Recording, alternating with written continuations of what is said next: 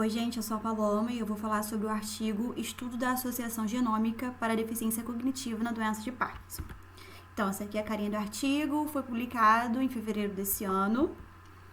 E ele começa falando sobre a doença de Parkinson, que é uma doença neurodegenerativa. Ela é caracterizada por sintomas motores, como a bradicenesia, a rigidez, o tremor de repouso, mas também tem os sintomas não motores, e o mais debilitante deles é o déficit cognitivo. Ele afeta as funções executivas, a atenção, a visão espacial e a velocidade do processamento de informações. E em combinação com os sintomas motores, esses déficits cognitivos impõem uma carga social e econômica significativa para os cuidadores e sociedade. Isso porque a expectativa de vida da população mundial tem aumentado cada vez mais e cada vez mais pessoas têm estado com a doença. Assim, tem havido demandas para identificar a causa e os fatores de risco para a doença, para o déficit cognitivo em indivíduos com a doença de Parkinson.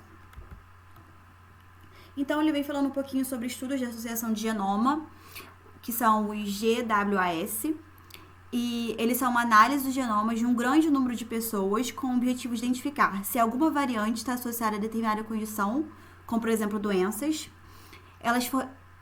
Esse tipo de estudo fornece uma maior compreensão sobre o histórico genético de doenças. Aqui, no caso, está falando sobre a doença de Parkinson. Então, já relataram cerca de 90 CNPs. CNPs é traduzido como polimorfismo de nucleotídeo único, ou seja, alterações de nucleotídeo, ao invés de ser, uma citosina, ser uma timina. E essas alterações quando são envolvidas a doença.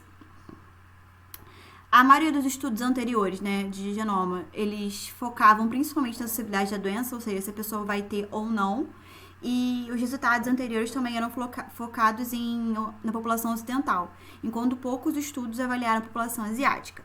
Assim, o objetivo dessa pesquisa foi investigar os losses genéticos associados ao déficit cognitivo em pacientes coreanos com a doença de Parkinson esporádica.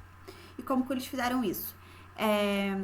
1.070 pacientes com doença de Parkinson, todos nascidos e criados na Coreia do Sul, tiveram a coleta do sangue periférico para extração de DNA e passaram por uma avaliação cognitiva quando foram obtidos dados como idade, sexo, total de anos de educação e duração da doença.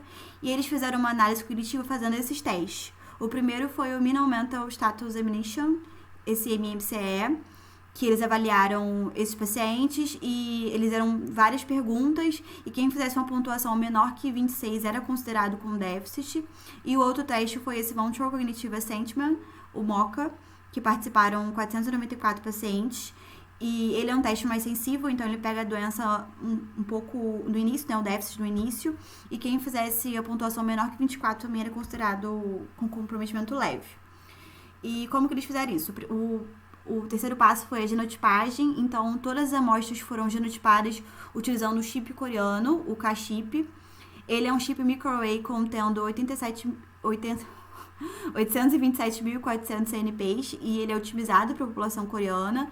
Então, esses microchips ele já tem as informações dos 6 DNAs. Então, a partir da coleta do sangue, eles fazem a purificação das células, obtêm os mRNAs. A partir da transcrição reversa, eles têm a obtenção do cDNA, que é marcado com corantes diferentes, E quando eles colocam essa amostra aqui no microchip, eles são marcados com maior ou mais expresso ou menos expresso. Depois disso, eles fizeram um controle de qualidade, utilizaram o software Plink e o software R para excluir as amostras de baixa qualidade. E o controle de qualidade do cluster foi realizado manualmente para cada CNP com um valor de P menor que 0,001. A análise estatística foi feita usando o teste T-Student e o teste quadrado. Os valores de P das análises primárias foram avaliados quanto à significância e a análise de dados foi realizada com o software Plink. E aqui nos resultados. Dentre as pessoas que fizeram o primeiro teste, o MMCE, 347 foram consideradas com comprometimento. E dentre os que fizeram o segundo teste, o MoCA, 222 foram considerados com algum tipo de comprometimento também. E eles viram, de acordo com os outros dados, que as pessoas do sexo feminino, idade tardia do início da doença, menor escolaridade e tempo prolongado da doença estiveram associados aos menores scores. Então, foram as pessoas que tiveram os maiores comprometimentos. Aqui sobre os resultados do genoma, né? Eles viram que 563.715 CNPs passaram pelo marcador, mas nenhuma dessas CNPs foi estatisticamente significativa, fora essa aqui, que foi a RS 10495397 do gene RYR2, que teve o valor de P mais baixo, ela está localizada no intro, e aqui também tem a alteração que ocorreu no DNA, e no que ela estava envolvida foi a que teve o valor de P mais baixo. E aí, além dessa CNP, ele traz a informação de que mais 9 CNPs nesse mesmo gene tiveram os valores de P mais baixo, e que foram associadas às pontuações de MMSE mais baixa também. E aqui ele traz os resultados das pessoas que fizeram o segundo teste, o MOCA. Aqui passaram 523.758 CNPs. Também nenhum desses CNPs foi estatisticamente significativo, fora o RS 2430514 do gene Cas17, localizado na região de downstream, que teve o valor de P mais baixo. Aqui também teve a mudança da DNA, era para ser uma citosina, foi uma adenina. E da discussão, ele repete mais uma vez essa informação, né? Que o CNP RS 10495397, uma variante do gene RYR2, foi o mais significativamente associado ao déficit cognitivo com base nos scores do primeiro teste, o MMSE. O RYR é uma família de genes que desempenha um papel crucial na neuroinflamação, e a atividade desse gene é alterada no comprometimento da memória e associada à idade, o que faz sentido ele ter relação com comprometimento cognitivo, né? Depois ele também repete a informação de que o CNP RS2430514, uma variante do gene Cas17, mostrou a associação mais significativa com comprometimento cognitivo com base nos scores do segundo teste, o MOCA. Ele falou que pouco se sabe sobre o papel fisiológico desse gene. No entanto, curiosamente, outros estudos anteriores identificaram CNPs nesse gene associados ao risco de psicose e comportamento impulsivo, que são características da demência.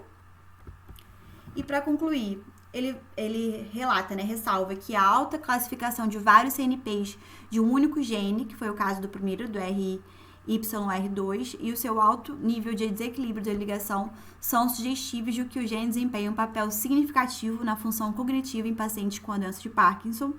No entanto, existem várias limitações nesse estudo, e para generalizar o possível papel da variante RYR2 e Cas17 para o comprometimento cognitivo na doença de Parkinson, é necessária a replicação desses estudos numa amostra independente.